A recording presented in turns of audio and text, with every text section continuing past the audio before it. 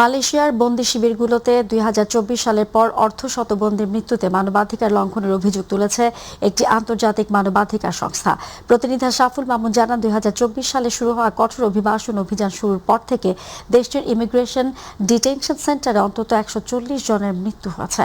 আটক কেন্দ্রগুলোর অতিরিক্ত ভিড়, চিকিৎসা অবহেলা ও অমানবিক পরিবেশকে এসব মৃত্যুর অন্যতম কারণ হিসেবে উল্লেখ করে অবিলম্বে স্বাধীন তদন্তের দাবি জানিয়েছে আন্তর্জাতিক মানবাধিকার সংস্থা ফর্টিফাই রাইটস। সম্প্রতি মালয়েশিয়ার পার্লামেন্টে স্বরাষ্ট্র মন্ত্রণালয়ের প্রকাশিত তথ্যের ভিত্তিতে সংস্থাটি এ দাবি জানায়। তবে এর আগেও বন্দি শিবিরে মানবাধিকার লঙ্ঘনের অভিযোগ উঠলেও সরকার তা অস্বীকার করেছে।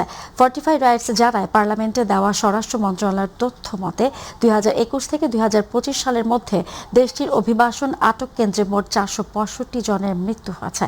সংস্থাটির হিসাব অনুযায়ী ২০২৪ ও ২০২৫ সালে সম্মিলিতভাবে ১০৯ জন আটক অবস্থায় মারা যান। চলতি বছর ৩০ জুন পর্যন্ত আরও ৩১ জনের মৃত্যু হয়েছে।